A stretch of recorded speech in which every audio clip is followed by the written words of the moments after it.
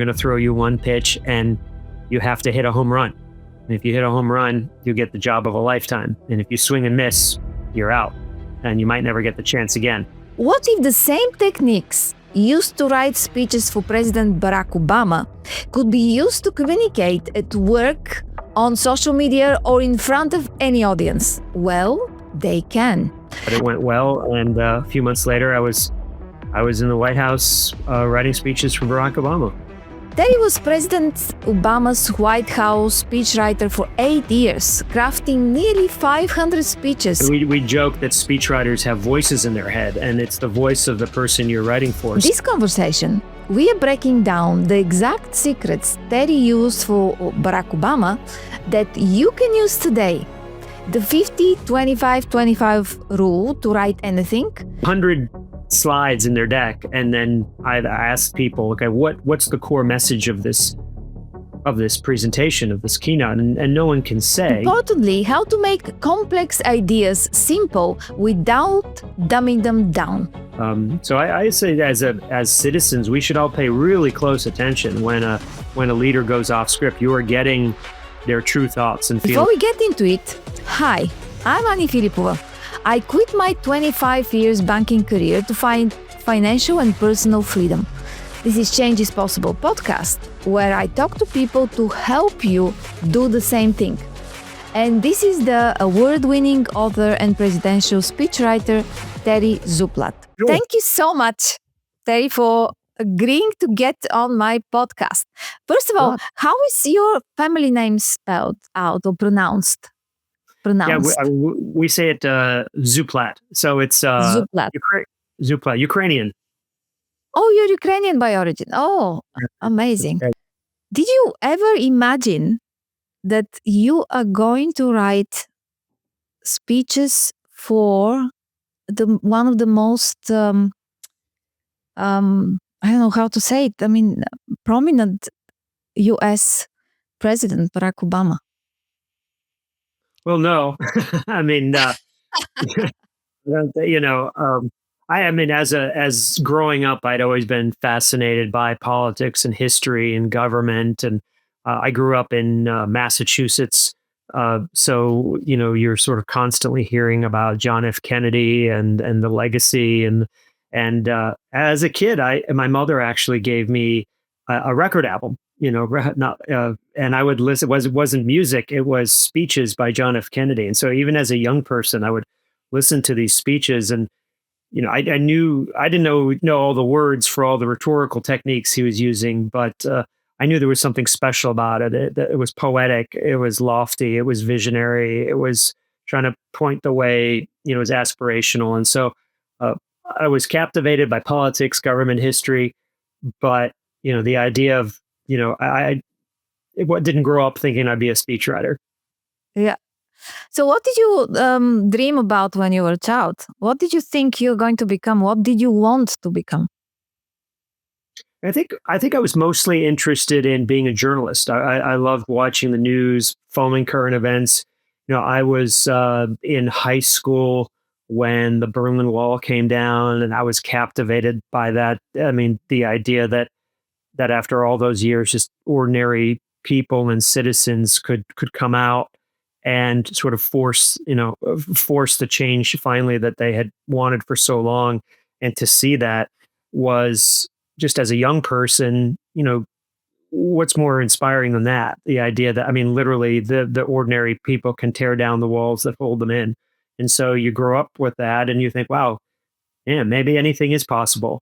So I had wanted to be a journalist. I came to college at American University here in Washington, D.C., got my eyes sort of fixated on law school, maybe becoming a lawyer, but I didn't get in. I didn't get in anywhere. So that was that. And as I was trying to decide whether to apply a second time, I got this incredible opportunity. I got to be a speechwriter for our Secretary of Defense at the time, and I had been in college. I had an internship, and my internship was at the White House. And not just that, but at the speechwriter's office, at the foreign policy. I was able to watch President Bill Clinton's foreign policy speechwriters do their job, do their work. And so, 22 years old or so, got this little idea in my head that, oh, that could be an interesting way to serve your country. And they'd actually let me take a crack at a few speeches every once in a while. So got it in me.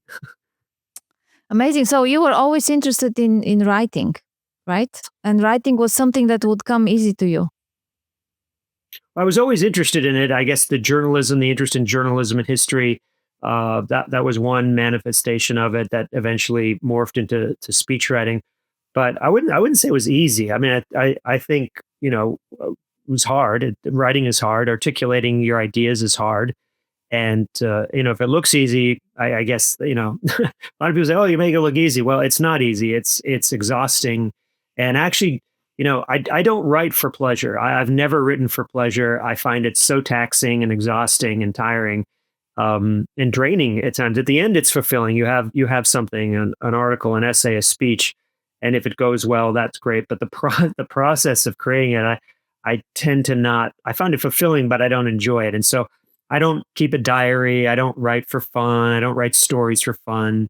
I write. I try. I tend to. I realize I tend to write with a purpose. If there's something specific that I want to say or a project that I want to work on, I do it. But I'm not one of these folks who write for pleasure. For me, there's not a whole lot of pleasure in writing. Interesting. But you wrote a book. Was that a pleasure? Was it interesting or was it a burden? Yes, yes, and yes. I mean, I chose to do it. I have no right to complain, right? I sought out this, um, but I think before the book, the longest speech I'd ever written was maybe 2, 3 thousand words, 4,000 words, maybe.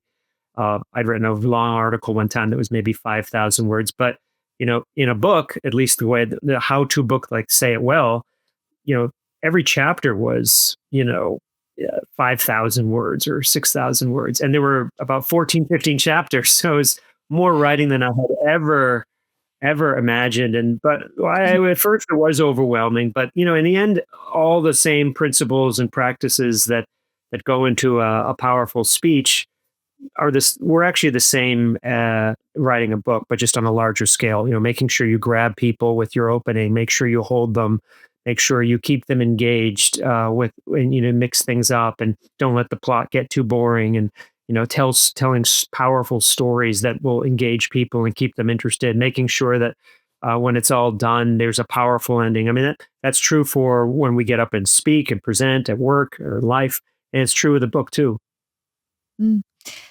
When you look back at the time when you started writing at that level, at a very high level in the political world, the government, didn't you feel like an imposter? Didn't you ask yourself, "Well, what am I doing here?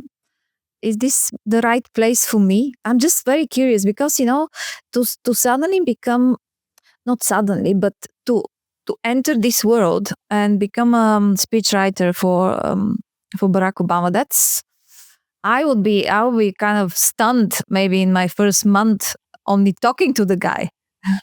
Yeah, no, it was very intimidating. I mean, I was part of a team of speechwriters, about a half dozen of us at any given time. I think all of us felt the same way, whether we had been there for a few days or a few years. It was always intimidating. It was always stressful. And sure, we all kind of, I think, struggled with in our own ways whether or not we were up to the task. In part because he was such a great speaker and writer in his own right. Some of the best speeches that people think of, or most memorable speeches that people think of when they think of Barack Obama, are ones that he actually wrote himself before he ever became president. And so our job was to try to, as best we could, kind of meet him at that level. And but so yeah, I think this is, I hope people appreciate when I say this, because I think this is something that a lot of people go through in life. You Yeah. achieve a level of professional success that you've worked for so long, but then you look around and you wonder, maybe I'm out of my league here, because these jobs are tough.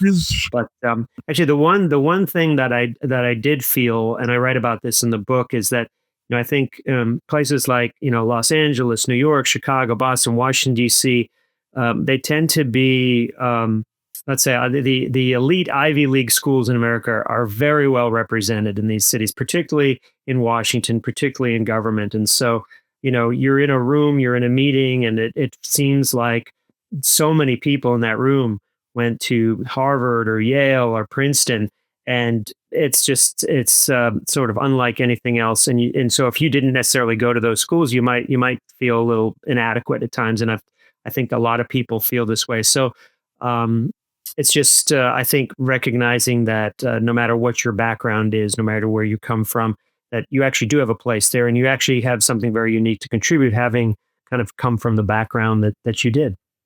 Mm.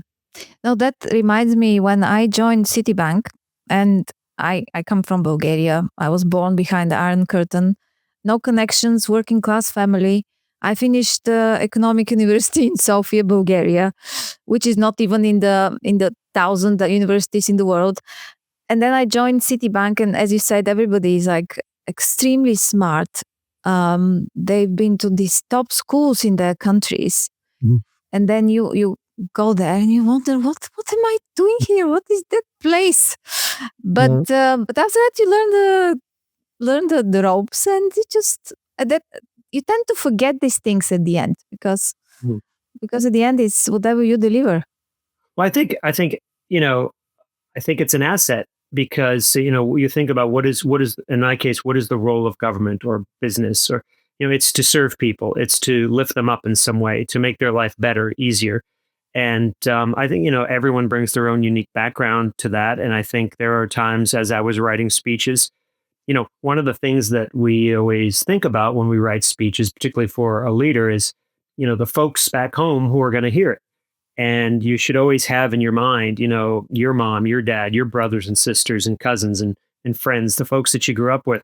That's who you're writing the speech for. You're not writing it for the academics at the elite. You're writing it for everybody. And so Yeah. in the end, that actually turns out to be an enormous advantage, I think. Mhm. So I'm very curious. What is the interview process to become a speechwriter? Right. So uh, the speech writing world, particularly in Washington D.C., it's a pretty small one. A lot of us know each other, and I had volunteered on the 2008 Obama campaign. I had worked at the convention where he became the nominee. I got to know and meet some of his speechwriters, and continued to help out a little bit on the campaign for the rest of it. And then when he won, they reached out and said, "Hey, our team of 4 speechwriters is going to grow, and we're going to hire more people. Would you like to be considered?" And of course, this is as a speechwriter, you're getting called up to the major leagues. This is the call you've been waiting for and working towards your whole life. And but it's not just it's not that simple. In our world, we give writing tests to people. You want to become a presidential speechwriter. You want to write speeches for Barack Obama. Well, here's a writing test. So they gave me a sort of fictitious speech to write, and they gave me 7 days to do it. So I sort of cleared my schedule. My wife was amazing. She sort of like let me. Uh, she took the kids and let me sort of barricade myself in our home office for a week. And I knew, you just they're gonna. It's like your step, and as a baseball analogy, but you're stepping up to the plate. They're gonna throw you one pitch, and you have to hit a home run. And if you hit a home run, you get the job of a lifetime. And if you swing and miss, you're out, and you might never get the chance again. So it was probably one of the more intense, exhausting, emotionally stressful weeks of my life. But it went well. And a few months later, I was in the White House writing speeches for Barack Obama. Wow. Do you interview with him, or is interview and at all a process for speech writing, or the speech you wrote is enough? Well, that would actually. I only got the invitation to write the speech after I had met not him, but his chief speechwriters, his 2 chief speechwriters at the time. His chief foreign policy speechwriter John Favreau, his chief that I said chief domestic speechwriter John Favreau, chief foreign policy speechwriter Ben Rhodes. I met them. I think we met at a coffee shop downtown Washington D.C. across the street from the transition office, and I think from that I was allowed to take the the writing test. And so, but no, Okay, I actually didn't meet Barack Obama until I started. I had just I written my see. first speech for him, and he popped his head in to our speechwriters meeting to say thank you, and stayed with him the entire 8 years. Well, um, tell me how does it work when you have to write a speech? Does the president says, "Okay, this is what I want to write," and then is there a discussion? How does it go? I just can't even Mhm. Sure. imagine what it is. Yeah. Well, it depends, of course, on the speech. Our chief speechwriter in the second term kept track of how many speeches we did, and I think the final number was something like over those 8 years, 3,477 speeches. Everything from gigantic State of the Union, big foreign policy speeches, down to short, little, tiny statements. But thousands of them, and many of them were self-evident. We knew what he thought about the issue. We knew it needed to be done, and so we would write the speech and send it up to him a few days in advance. He'd send his edits. But for the really big ones, the ones that were really important, a big foreign policy speech, big foreign trip, we would go up to the Oval Office a week or two or three before the event, before the trip, and it was just our chance to hear from him what was on his mind. And it was actually wonderful because you could have imagined a meeting like that having dozens and dozens of people, foreign policy people, economics people, defense folks, because everyone needs to feed in. But what was wonderful about these sessions, where they were just one or two speechwriters and the president, it was our chance to just hear what was on his mind and hear what he wanted to say. And oftentimes he would have a really clear sense of the kind of big headline that he wanted to get out of that event, or he might even bring an outline. Sometimes he had sketched Mm, out, point one, two, three, and four, and that was incredibly helpful. I write about this in the book because I think one of the big mistakes that a lot of us make in public speaking and communications, we just start writing and writing and writing before we've ever really thought out what we're trying to say here. What's the message we want to leave the audience with? You don't yeah. get that right, then you're kind of flailing around. But so that opportunity to meet with him was our chance to figure out what's our North Star here. And so in those 1, 2 to 3 weeks that would follow of working on speeches, folks across government would try to get us to put all sorts of things in there, because we knew what President Obama wanted. We knew what fit and what didn't. So we could say, okay, yeah, Mm, this fits, this works, this is what he wants to say, or I'm sorry, this is not what he wants to talk about this week. Well, maybe we'll save this for another time. mhm. So how easy it is to write in somebody else's voice? It's hard. It's hard. It doesn't. We joke that speechwriters have voices in their head, and it's the voice of the person you're writing for. So, you know, I've our job as speechwriters, I think, it's to give that person the speech that they would write for themselves if they had time to write it for themselves, but they don't because they're busy. They're president, they're governor, they're mayor, they're a CEO, whatever. So, Mm, what you have to do is, as best you can, understand two big things about them. Of course, how they talk, but also sort of how they think, how they approach the world, what they think, how they make an argument. We all approach things differently. And you can write a great speech. It might be a beautiful speech. It just might not be the kind of speech that that person wants to give at that moment. mm, So, in terms of the voice as a speechwriter, what you do is you study everything they've ever said or written or spoken. The other thing I would do is I would watch hours and hours of videos of Barack Obama, and I would just sort of go to YouTube, find a speech, turn the screen off, or close my eyes and just listen to the rhythm and the pace and the cadence of his voice. So, because mm, that was your job as a speechwriter is to try to mimic that as best you can. One of the best compliments you can get as a speechwriter is when you turn in your speech and the person says to you, "Wow, this sounds just like me."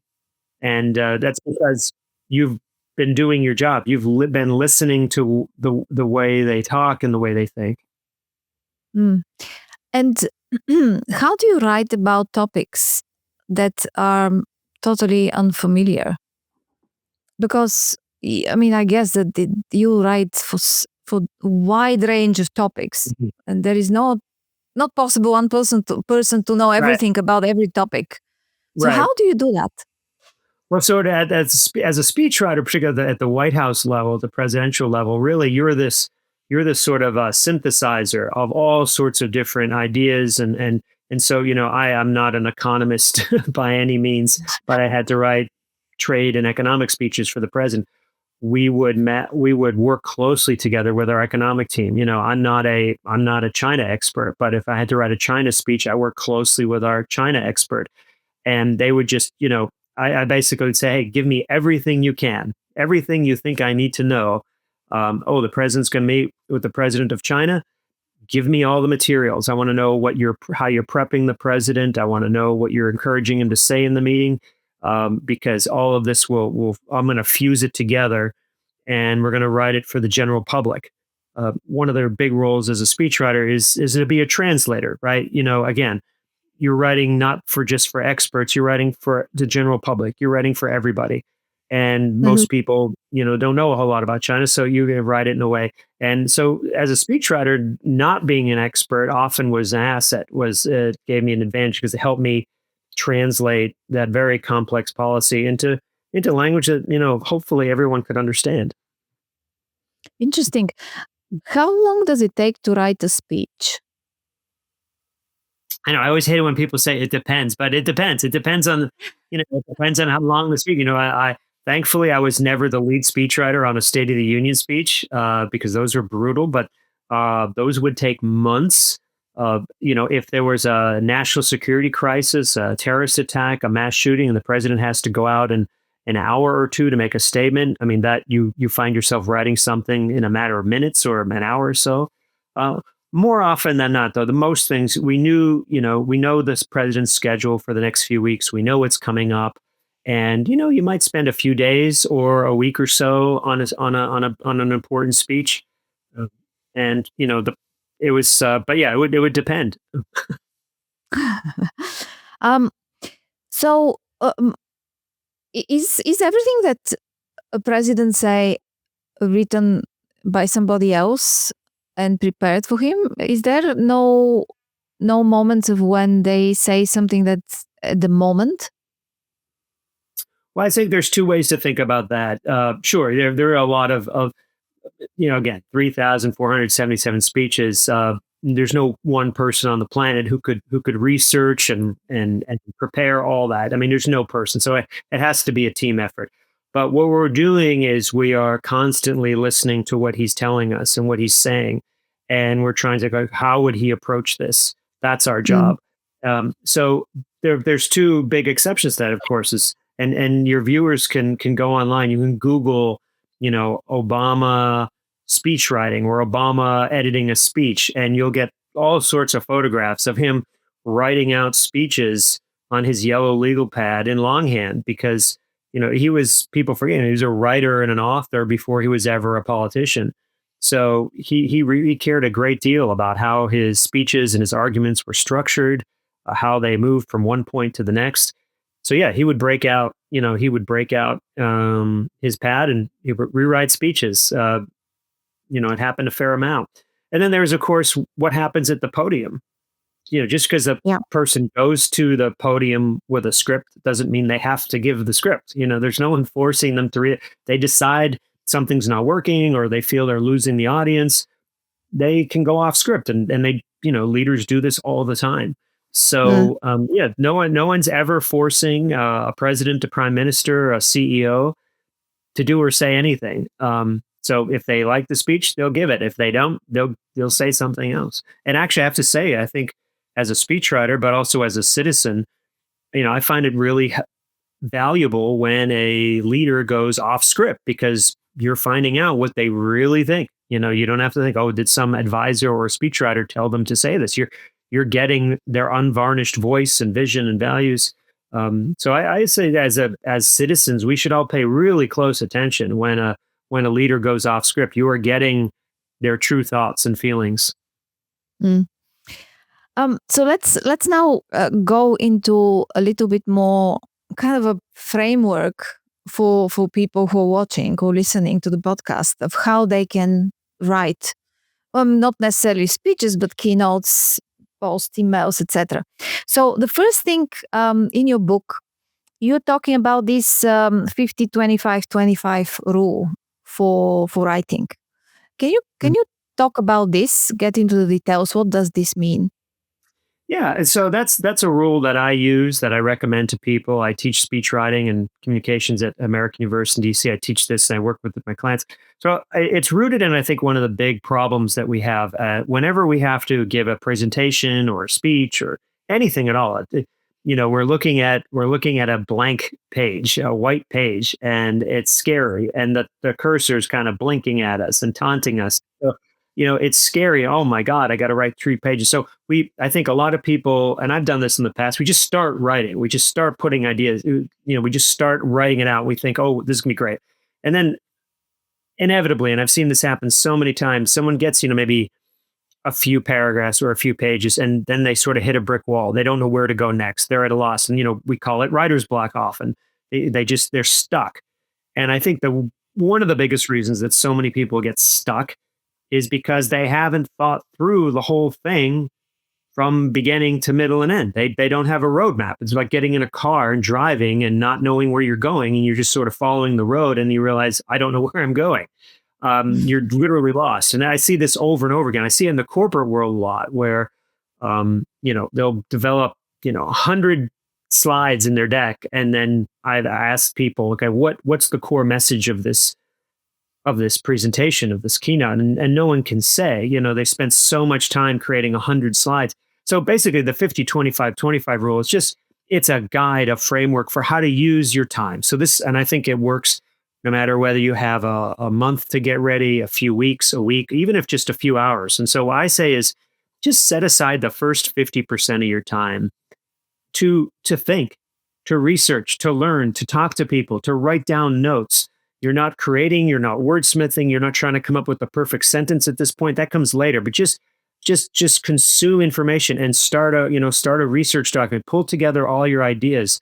I'm called a speechwriter, but I've spent most of my time, half of my time often, just gathering ideas and research and nuggets that makes the writing so much easier when you actually sit down to do it. I spend maybe 25% of my time writing. Because you spend so much time gathering all that material, you have an embarrassment of riches. And that last 25% is a piece that I think a lot of people forget, especially in the corporate world, which is set aside time to practice. And by practice, we mean read it out loud. Speeches, keynotes, presentations, these are meant to be spoken. They're not meant to be read. So something you might write down on a piece of paper looks fine. But then when you practice it out loud, you immediately realize, wow, that's a really hard word to say, or that's a really long sentence. I can't possibly do that, or I'm stumbling over this idea.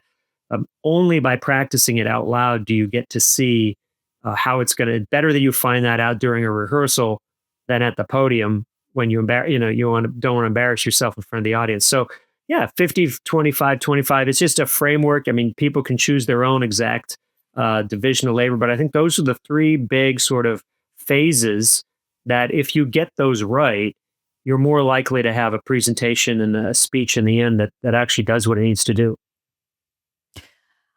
You argue that writing exposes your thinking, and I absolutely agree with that. How can people use writing as a tool to basically clarify their position and what they want to say before they go and convince somebody else into what they want to say?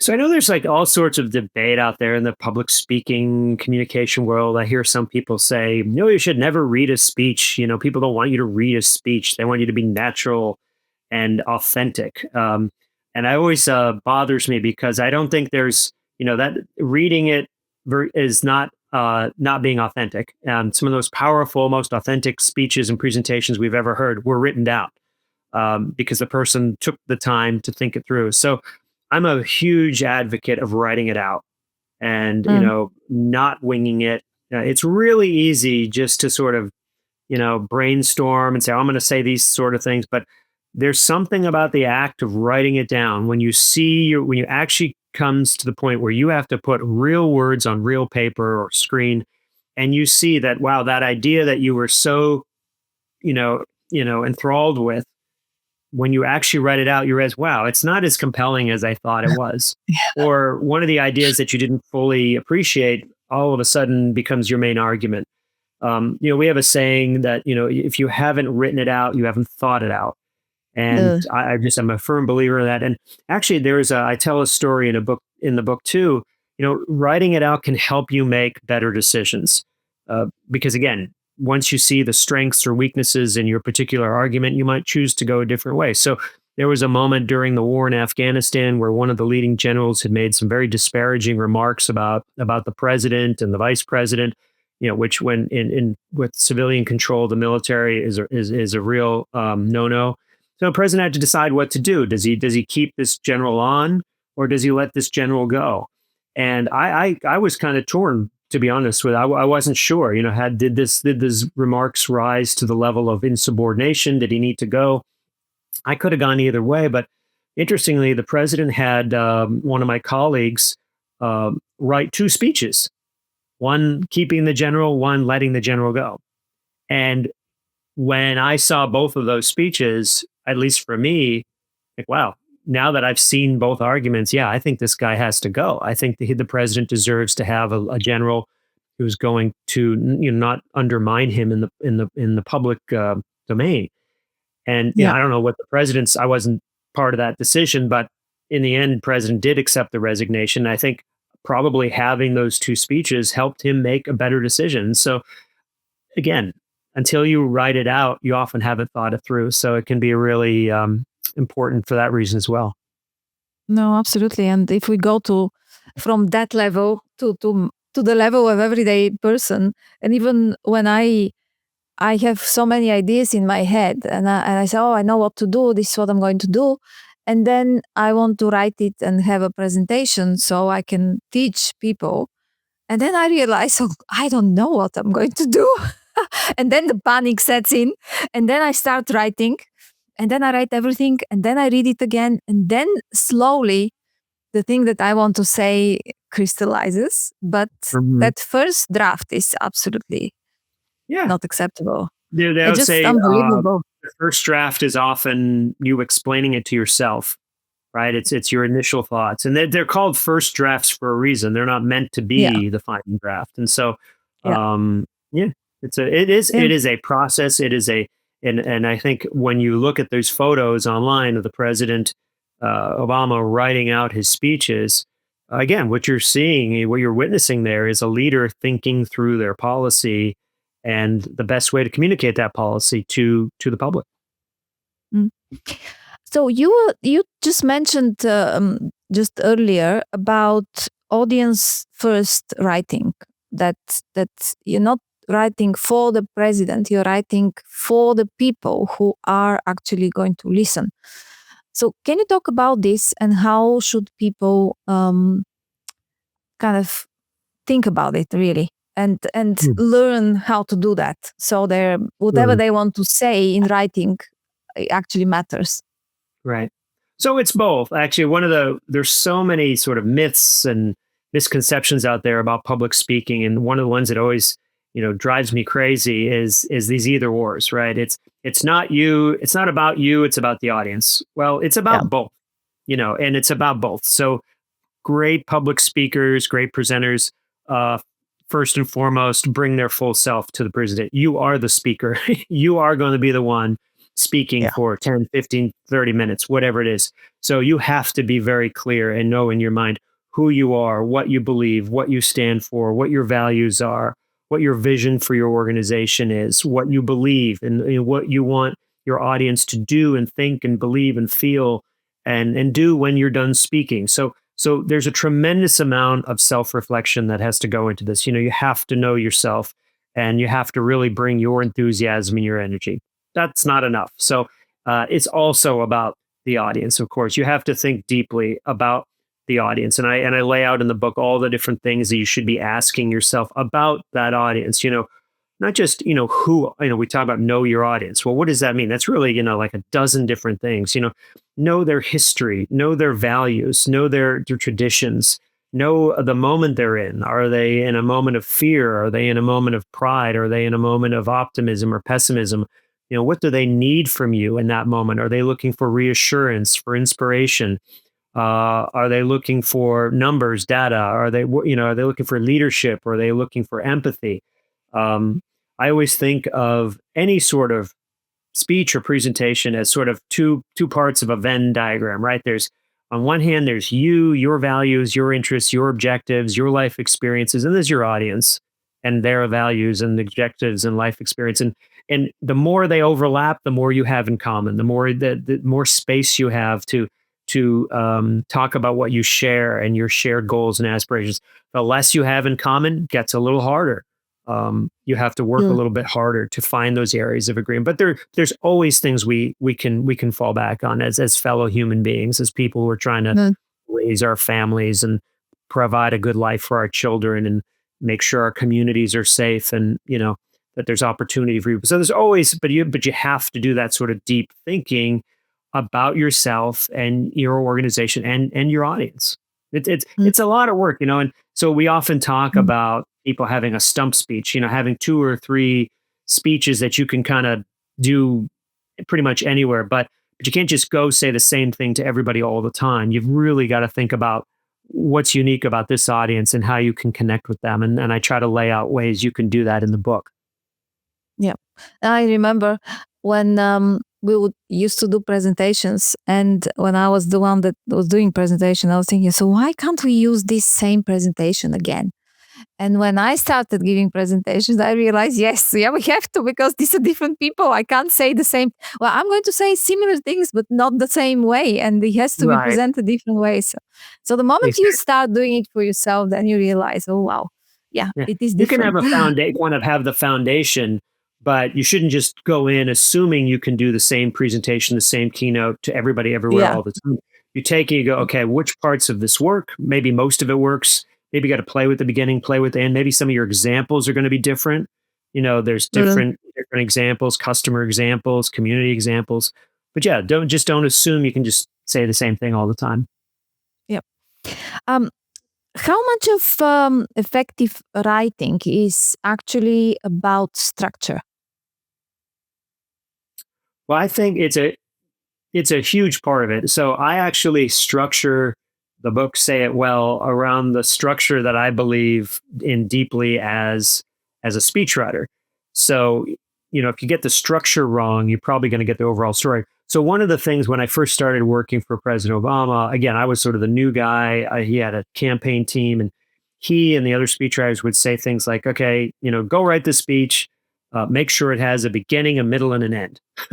And what a silly thing to say. I'm like, of course it has a beginning, a middle, and end because you start speaking, you keep speaking, and you stop speaking. Beginning, middle, and end. I had been writing speeches for I think more than a decade at that point, and I had never, I don't know, I just never thought of writing and speaking in that way. But the more I thought about it, I eventually realized, again, President Obama was a writer before he was a politician, so he has a very deep appreciation for narrative arc and storytelling and how speeches and stories fit together. And a great speech, like a great play, like a great movie, like a great book, has a clear flow. It has a clear narrative arc, a beginning, a middle, and end. Mm, So, I see these things online sometimes. Oh, the 19 elements of a great story, and I'm like, I would like to know what those are. I've never heard of 19 elements, or no, the next one is like 47 elements of a great story. uh, I think that you would have a tendency to overcomplicate things, and I think yeah. that scares people, and it makes people not afraid to write and to speak. And so I encourage my students and my clients, just think of your presentation, your keynote as three parts: a beginning, a middle, and end. You welcome your audience, you set the stage, you create, you create, you show what the conflict is, the problem that you're there to solve, and in your third act, you offer a solution and a resolution and how the world is better because they've embraced your policy or your program or your product. It's actually not that complicated. And it Mm, doesn't matter whether it's a 30-second commercial for a politician or dishwashing detergent or mm, a 90-minute keynote by a tech leader.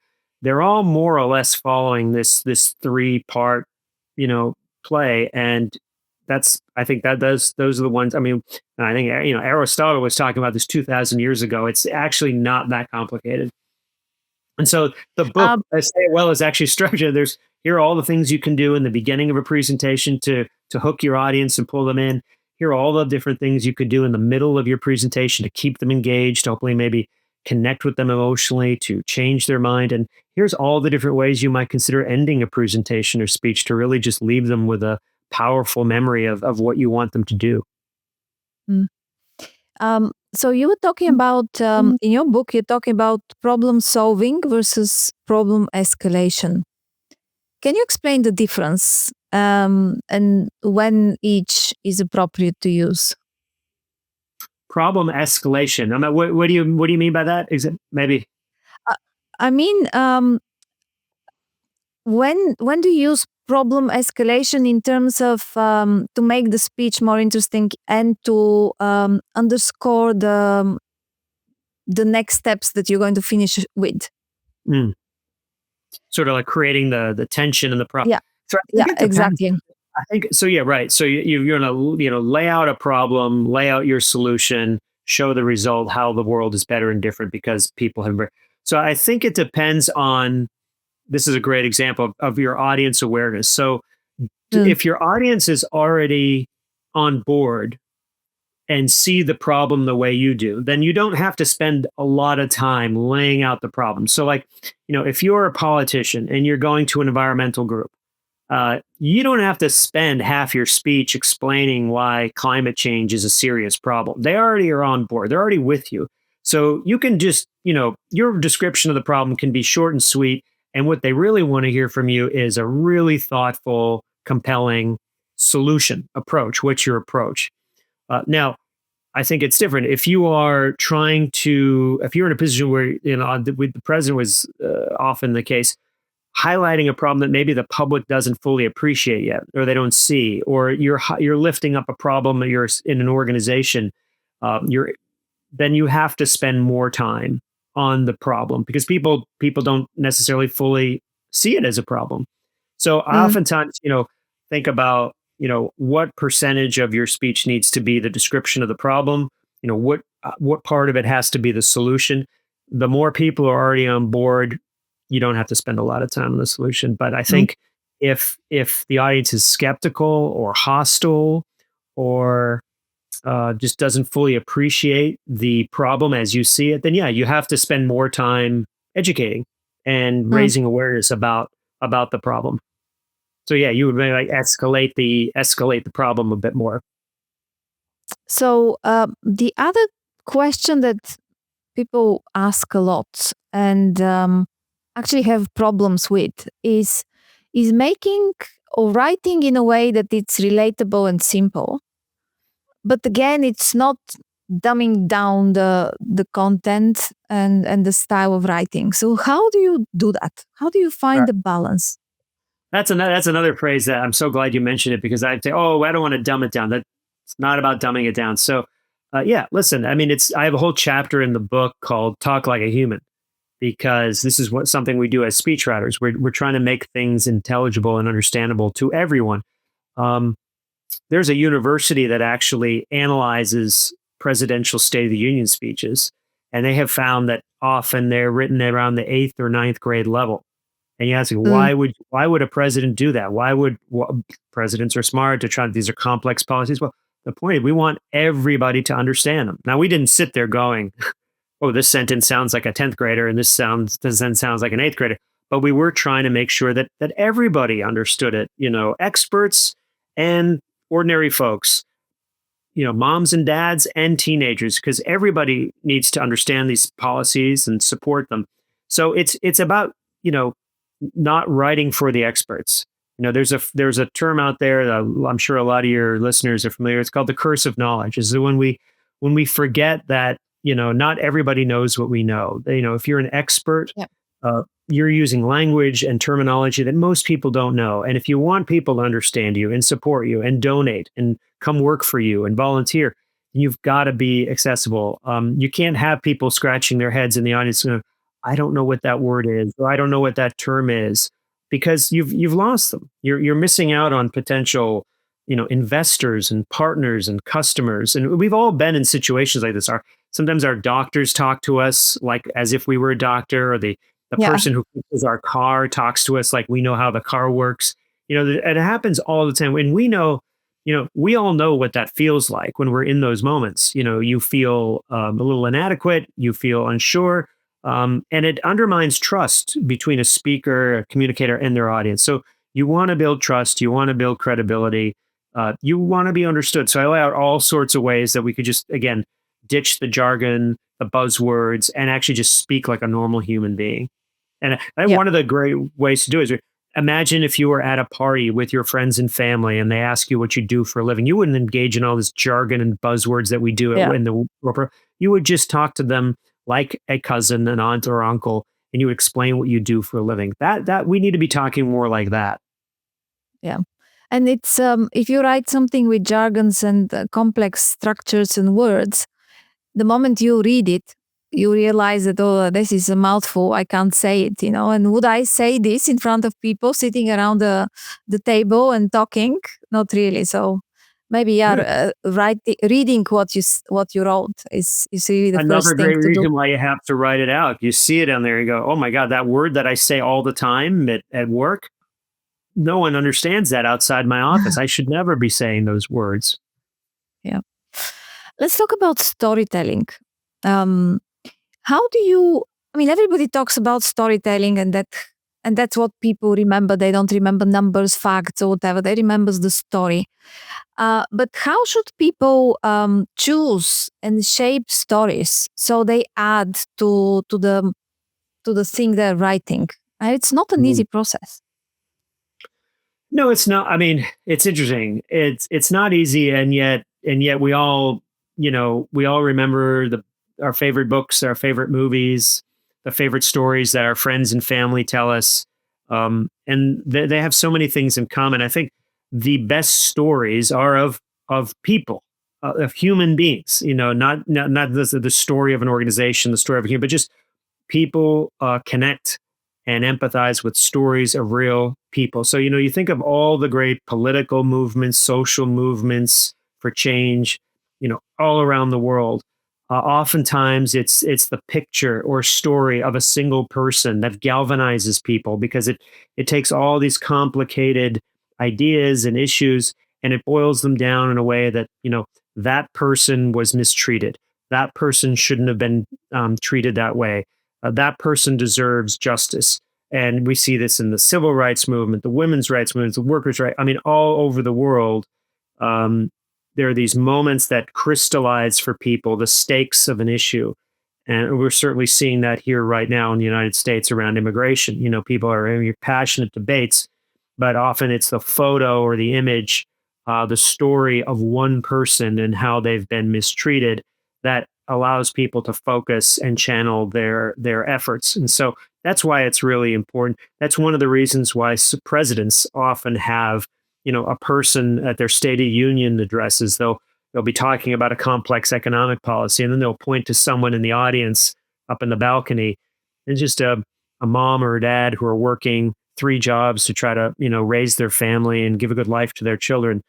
you know, that's what people connect with. That's what they remember. They don't remember all the Mm. complex policies. So stories of real people, and we can do, if you're in business, stories of your employees, stories of your customers, how their lives are better or different because of the work that you do. If you do philanthropy or NGOs, the people you're serving, how is their life better because of the work you Mm. do? I mean, there's so many different ways to do it, but ultimately it comes stories about other human beings and the difference you're Mm. making in their lives are the ones that people remember the most. Yeah. No, great. I think mostly people think that they have to talk about their own stories.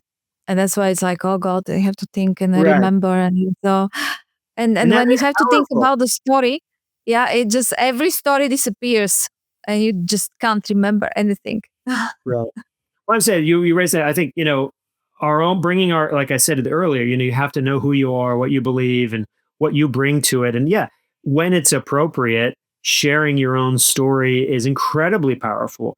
People, a lot of CEOs that I'm here to talk about the product, I'm here to talk about the service. Nobody wants to hear about me. Well, to a point, yes, you still have to talk about the product, you still have to talk about the service. But why do you believe so deeply in this company and this product? Why do you do this work? What motivates you? what problems and challenges that you've seen in your own life that had motivated you to do this work. I mean, people really Mm. respond to that. And I think if you're just, if you're just up there giving a generic presentation that anyone in your company can give, then you're really not rising to the moment. You're missing an opportunity to really forge a connection with your audience. And so, Mm. yeah, no, it's hard. It can be uncomfortable. I mean, sharing stories about our own lives, our families, our work, our child can be nerve wracking. It's a little, but being vulnerable, being open is one of the most effective ways to connect with your audience, and again, to get them to do what you want them to do, whatever it is you're trying to get them to do. Mm. Um, so everything that you spoke about writing speeches and content, is it the same when you write on social media? Actually, I think there's more in common than we realize. So in the book, I include not just a lot of stories of great Obama speeches, because I realize a little bit of a leap. I'm not trying to argue that here's what Barack Obama did with a team of speechwriters. You can do it too, because not, the rest of us, we don't have a team of speechwriters working around the Yeah. clock for us. So in every chapter, I also include stories of just ordinary folks, business people, advocates, young people, students, veterans, who have gone out and given incredible presentations and speeches all over the world. And the only reason I even know about these people is because their speeches went viral. And when things go viral, it's because you've said something so powerful that it's connected and resonated with people, so much so that they have to like it, they want to share it, they want to share it with their friends and family. And so you think of all the things that cause us to do that, a powerful, compelling, emotional presentation. Oftentimes they're very emotional. They're tapping our deepest fears and our hopes. All the things I think that go into, effective, and I think that's oftentimes what an effective social media post does is when you're being vulnerable and you're sharing a story, you're keeping it simple. You're talking like a human being. You're not talking like an academic or an expert. I think there's a lot to be learned. I mean, good and bad, but there's so many things that are awful about social media. I'm not holding social media up as the way we should all behave, but I do think when things go viral, uh, it's a very important lesson to us about like what is it that about this speech, this presentation, this post that has resonated with millions of people. You see the same thing over and over again. They're very emotional. They're very personal. They're very accessible. Everybody understands it. You don't need a master's degree or a doctorate to understand what they're saying. So, yeah, I share a lot of those stories in the book because I think listen, these are all folks who made an amazing keynote or presentation without the benefit of a professional speechwriter. They did it. We can all do it. Mm. Well, that's we're towards the end of the time, and Sure. it was really great to hear all your thoughts and approach to writing. Really fascinating. Um, Before we finish, do you want to share an interesting story from your time in the White House? Something that will be interesting for people. Oh, maybe there's a story that I often share where I had been working on a speech for the president for a few weeks. We were flying to Chile, Santiago, Chile, on Air Force One. I thought the speech was done. The president came back to me and handed to me, and he said, "Terry, this is a good 6-page speech." And I'm thinking, great, he likes it. We're done. Final. We're going to be landing in an hour or two, anyways. There wasn't much time to fix it. He said, "But, it would be a great 5-page speech." And I thought he was messing around with me. There really wasn't time to redo it. He said, "Yeah, just see it." He said to me, "See if we can just shave a page off of this thing."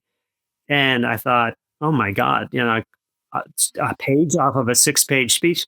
And I looked down, he leaves. I go back to my seat. I figured he had crossed out lots of things, had ideas, hadn't really edited a single word. He was just leaving. He felt it was too long. He said, hey, basically saying, "Hey, speechwriter, go fix the speech." And so, for the next hour or so, the plane's landing and we're just frantically trying to cut this speech. We did it. he gave this speech and it was fine. And, cutting a page off of a 6-page speech is about more or less 15% of the speech. And you know what? It was great. And so one of the things, and he would do this to us a lot, in the behind the backstage before a speech, if we had 10, 15 minutes extra, he'd say, oh, let's see if we can shave a few paragraphs off this speech, and be absolutely nerve wracking. I always want to say, well, let's not do that. I mean, the speech is fine the way it is. Why would you go and I don't recommend that people start, rewriting their speech a lot like that at the last minute. But what he was doing was he was telling, it can always be shorter, it can always be better. So my advice to folks is, you've written a speech, you've written a presentation, a keynote, whatever. Put it down, come back to it, look at it again, just cut 15%. It's hard. Ask a colleague, ask someone else to just cut 15%. It will almost always make it tighter, shorter, better, and more memorable, and more successful for you and for your audience. They'll enjoy it, and you'll enjoy it more. Yeah. Cut No, 15%. great way to end the podcast. So if people want to buy the book, learn from you, where do they find you? Well, the book is available everywhere books are sold, Amazon, whatever platform you buy your books, it's there. You can also go to my website, terryszuplat.com, TerrySzuplat.com, and all the information that you could want to do to buy the book. Or any of my keynote presentations. I bring a lot of these lessons alive and in-person presentations to companies and organizations. I'd love to bring them to your organization as well. Thank you so much. It was great, and I wish you all the best. Thank you so much. Thanks for a great discussion.